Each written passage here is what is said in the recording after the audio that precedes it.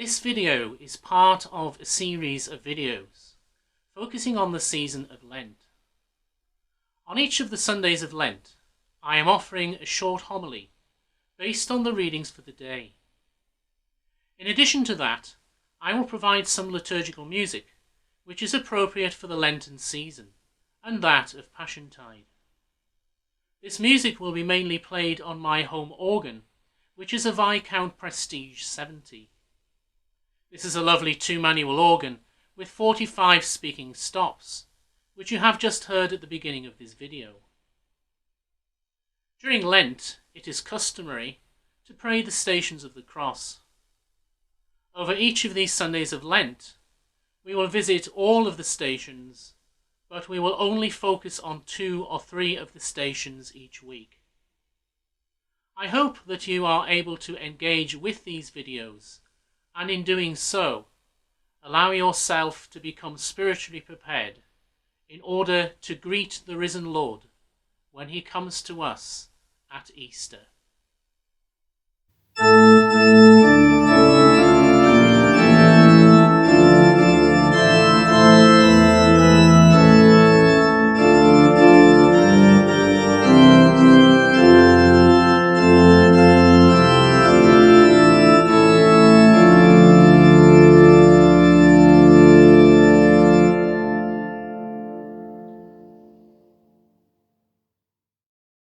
We adore you, O Christ, and we praise you, because by your holy cross you have redeemed the world.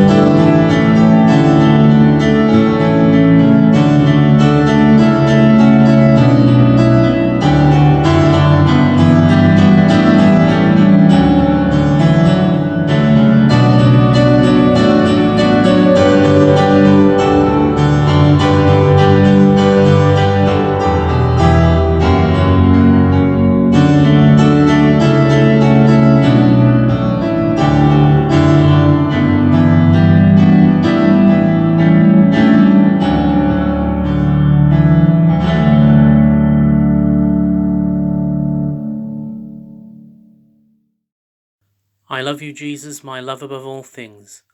I repent with my whole heart for having offended you. Never permit me to separate myself from you again. Grant that I may love you always, and then do with me what you will.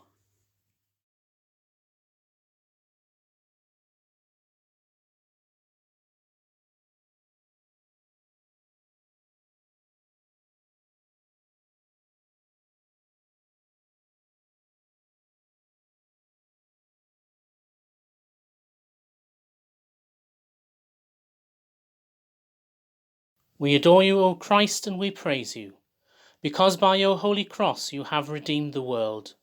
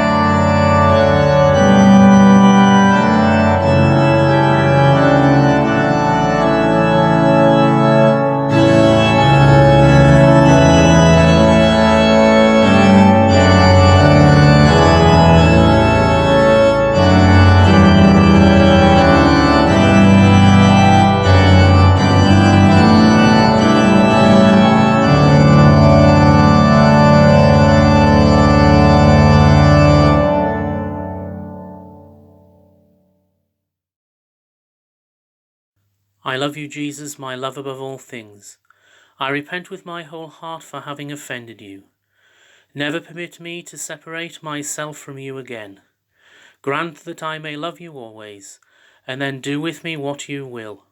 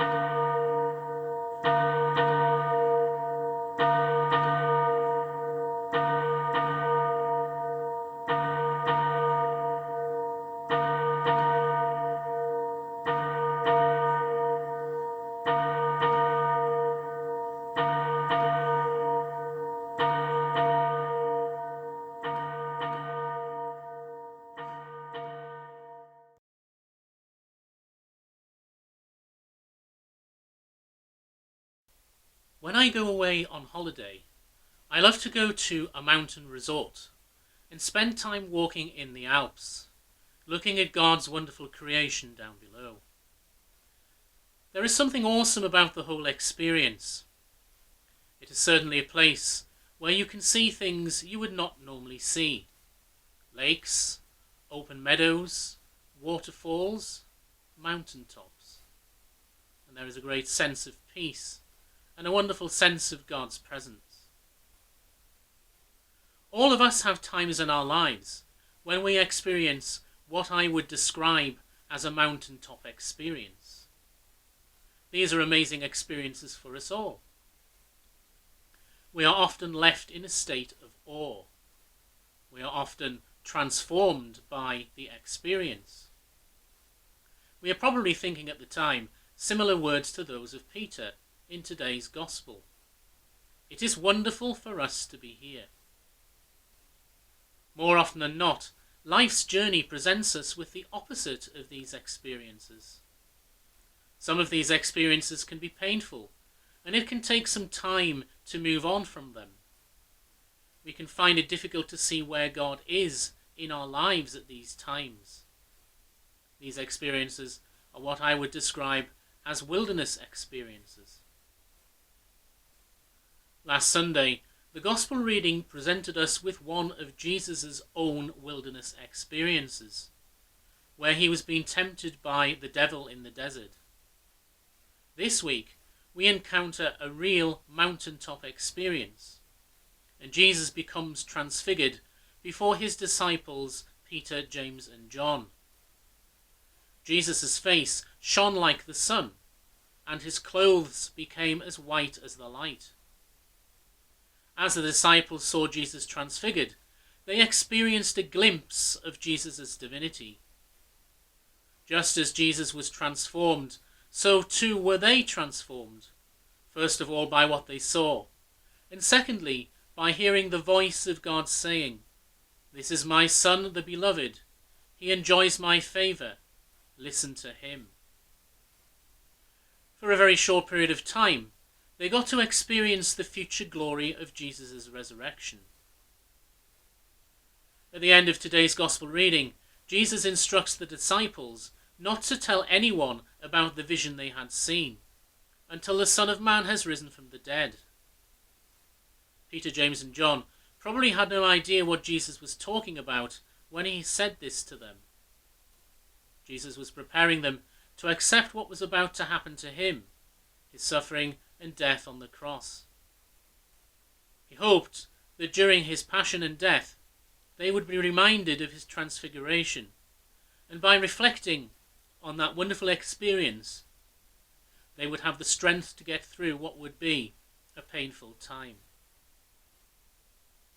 When we experience difficult times in our own lives, when our cross is heavy and we are in despair, we need to look beyond the pain of the present moment and remember our mountaintop experiences, times when we have truly encountered God's loving and awesome presence in our lives. In reality, though, we all experience mountaintop experiences, but it is probably rare for someone to experience a mountaintop experience with God, like Peter, James and John had in today's Gospel. The reality is that Jesus comes to us through the more mundane daily life experiences, and we often forget that he is there with us.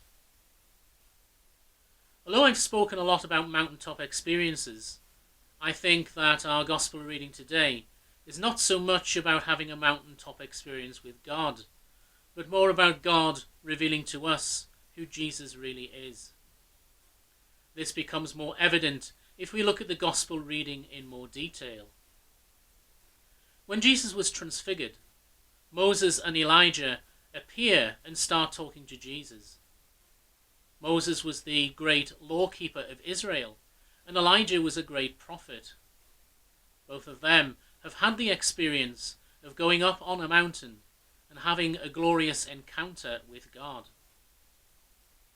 The reason why they appear is to symbolize the law and the prophets. They are there to testify to the disciples and to us that Jesus is the Messiah. Jesus is the only one who fulfills everything that God was promising in the Old Testament. This is why Moses and Elijah vanish at the end of the scene, because with the coming of Jesus, the law and the prophets are fulfilled. All we need is Jesus to show us the face of God. Although there are times when we feel particularly close to God, we often forget that he is with us all the time. We should be encouraged during this season of Lent to remember that the risen Christ is with us throughout our journey of life, whether we are in the wilderness or whether we are on the mountaintop. He journeys with us and is the only one we should listen to. There are many times in the Gospel readings where there is an indication that the disciples did not understand who Jesus really was.